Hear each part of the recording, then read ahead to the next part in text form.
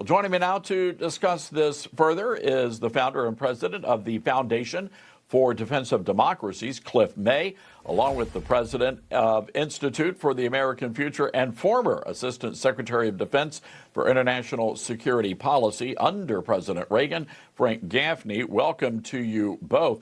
Cliff, the fact that the meeting happened in the first place, I got to tell you, that was pretty darn significant, but we're really not quite clear what exactly was accomplished. Yeah, maybe some groundwork was laid. I hope so. A lot that happened was symbolic. On the plus side, yes, Vladimir Putin got to walk on a red carpet, but above his head was a B-2. That's the plane that President Trump used to bomb Fordo and other nuclear weapons facilities in the Islamic Republic of Iran, a close ally of Mr. Putin's, I might point out. One other thing I want to mention that's symbolic to chew on, Sergei Lavrov, the longtime foreign minister, he showed up wearing a shirt with USSR in Cyrillics written on it.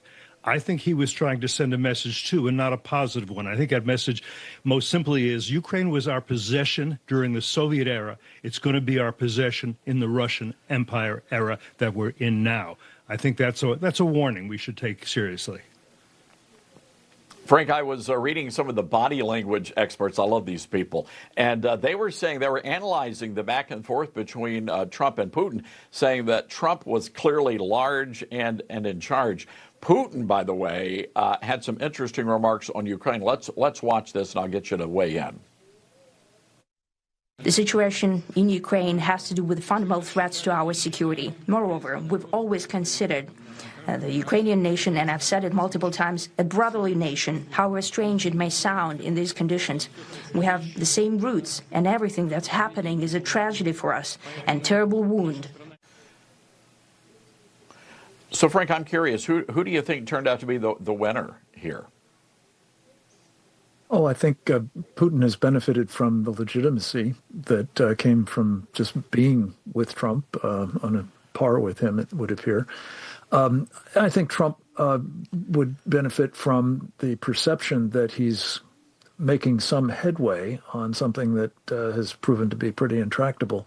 But having said all that, Todd, I generally agree with what my friend Cliff has said, but I believe there's a dynamic that is generally going unnoted in all of this, and that is communist China.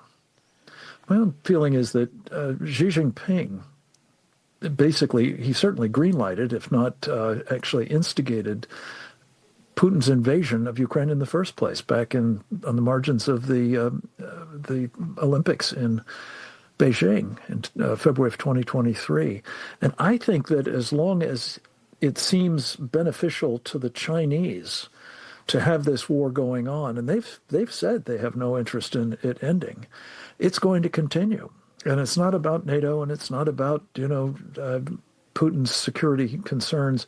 It's about depleting the West's capacity to contend with a growing threat from China and the no-limits partnership between the two, Putin being very much the junior partner, but very much dependent upon China to continue the war and, frankly, probably continue in power as well, with money coming from oil sales by the Russians to China on a very discounted basis, of course, and weapons, resupplies from China, maybe even some troops on the ground, all of which is to say, I think that if we keep ignoring this in the hopes that, by the way, very much on Trump's mind, I think, that he'll be able to divorce Putin from China, have a rapprochement, have investments, business deals, and so on. I have the feeling that Xi owns Putin at this point. The war will continue, and there will be no such rapprochement. Cliff, President Trump getting some unexpected praise from one of his past Democrat rivals. Let's watch this.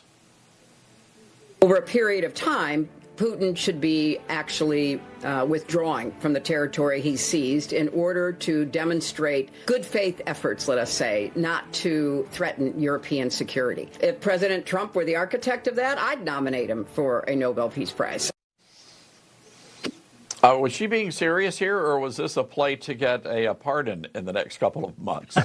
I think I think she was being serious, but it is going to be very challenging. It's important to understand Putin is not interested in peace. He's interested in victory.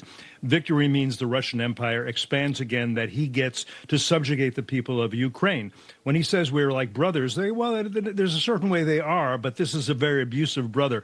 He doesn't want Ukraine to be independent, voting in elections, having a free press. He wants them reporting to the Tsar in the Kremlin. That's him. And it's also, what Frank says is absolutely right. Just as Putin wants to subjugate the Ukrainians, Xi Jinping wants to subjugate the people of Taiwan.